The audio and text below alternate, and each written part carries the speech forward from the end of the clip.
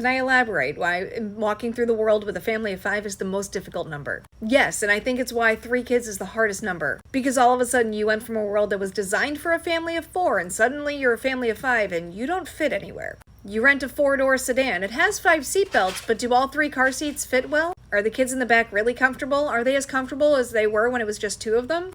No.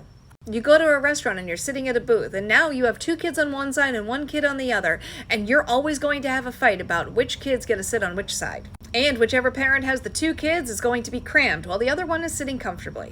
What doesn't bring resentment about that?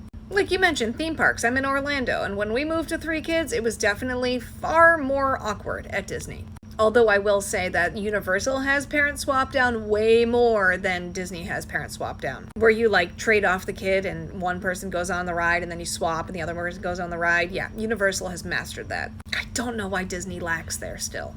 It's pretty easy to find a double stroller that's manageable, and then ultimately one of the sit-stand strollers, which are amazing. But a double stroller with a standing person is just annoying. And if you have a double stroller and a walking kid, that's annoying because now you don't fit down any of the aisles. Or like me, when I had 3, I had 2 older boys who were 5 and 6 and a little one in a stroller, so I had the boys holding onto either side of the stroller and we never fit down an aisle anywhere.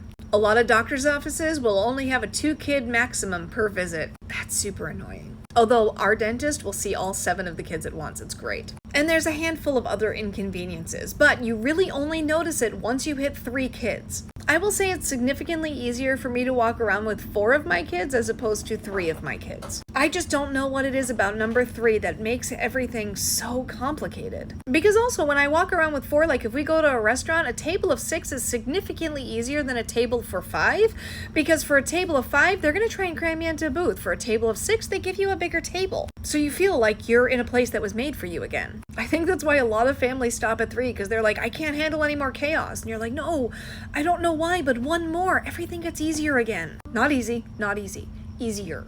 None of it's easy because you're parenting feral humans and you're trying to domesticate them.